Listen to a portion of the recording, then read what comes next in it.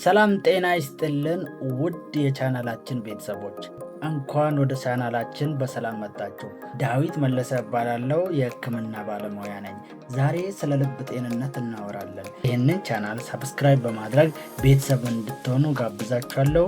ስለ ልባችን ጤንነት ዛሬ እንወያያለን።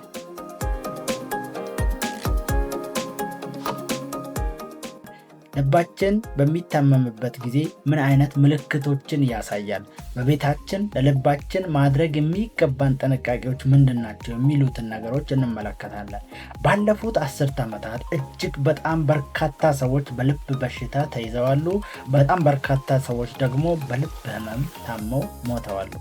የልባችንን ጤንነት እንዴት በቤታችን መጠበቅ እንዳለብን ዛሬ በደንብ እንመለከታለን።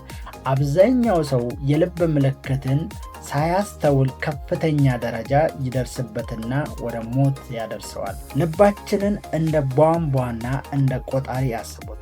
ልባችን በሰውነታችን ስራው ደምን መርጨት ነው። ወደ ሰውነቶቻችን ክፍል ደምን በመርጨት ያገለግላል። ለምሳሌ አንድ ቧንቧ ቆጣሪ በምትከፍቱበት ጊዜ በትክክል ውሃ ያፈሳል። ነገር ግን በመንገዱ የዛገ ከሆነ በመንገዱ ቆሻሻ ካለበት ውሃ በትክክል አይፈስም። ምንም እንኳን ቆጣሪውን ሙሉ በሙሉ ብትከፍቱም በቂ የሆነ ውሃ በቧንቧ ላይ አይተላለፍም። ልባችንም በእንደዛው አይነት መልኩ ወደ ሰውነታችን ደምን የሚያዘዋውረው በደም ቱቦ ነው። ማለትም ደምን የሚረጨው በደም ቱቦ አማካኝነት ነው። የደም ቱቦ ጠባብ ከሆነ እና መንገዱ ላይ ቆሻሻ ካለበት፣ ይህም ማለት ደግሞ እንደነ ፋቲ ፍላጎች ካሉ በትክክል ደምን ለማዘዋወር ይቸገራል ማለት ነው። ለምሳሌ አንድ ሰው ስኳር ካለበት፣ ከዚህ በተጨማሪ ደግሞ የሆድ ስብ ካለበት ደም ስሮቹ ጠባብ ናቸው ማለት ነው። ይሄ ማለት ደግሞ ልብ ደምን ለመርጨት እጅግ በጣም ይቸገራል ማለት ነው። ልብ ላይ ወርክሎድ ይበዛል ማለት ነው። በደም ስሮቻችን ውስጥ ኢንዶቴሊየም የሚባሉ ሴሎች አሉ። እነዚህ ሴሎች ናይትሪክ ኦክሳይድን ያመርታሉ።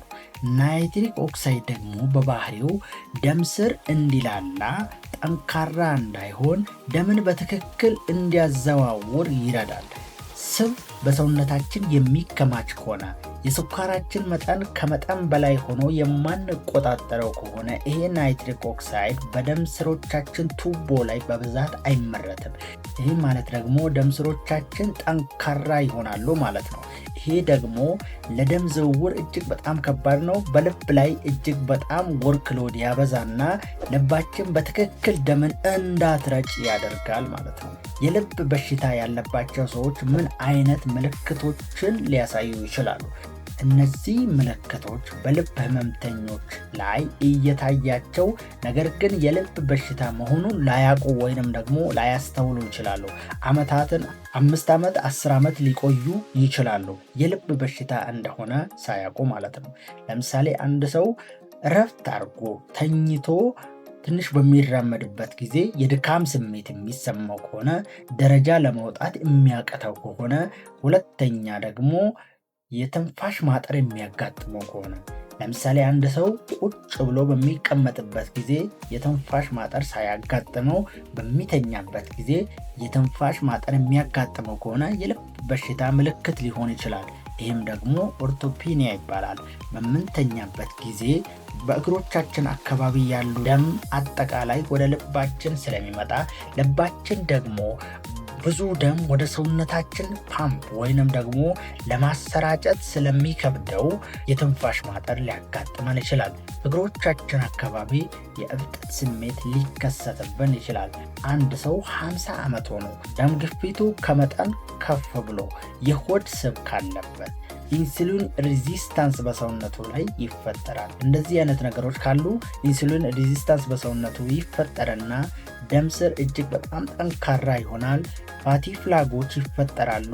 ልባችን ደግሞ ደምን ለመርጨት እጅግ በጣም ይቸገራል ማለት ነው።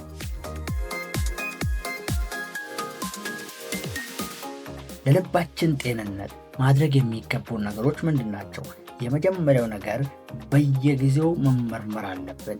ይህ ማለት ደግሞ በቤታችን የደም ግፊት መጠን የሚለካ ማሽን ገዝተን በየጊዜው የደም ግፊት መጠናችንን ማወቅ አለብን።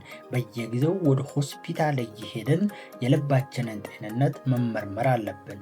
አንድ ሰው በተለይ ከ45 በላይ ከሆነ በዓመት አንድ ጊዜ የልቡን ጤንነት መመርመር አለበት። ከዚህ በተጨማሪ ኤሮቢክ ኤክሰርሳይሶችን ማለትም መራመድ፣ በየጊዜው ሳይክል መንዳት፣ ዋና መዋኘት፣ በእንቅስቃሴ የተሞሉ ነገሮችን ማድረግ አለበት። ይህ ደግሞ በደም ስሮቻችን ውስጥ ያሉ ናይትሪክ ኦክሳይዶችን ያበዛል፣ ያነቃቃል።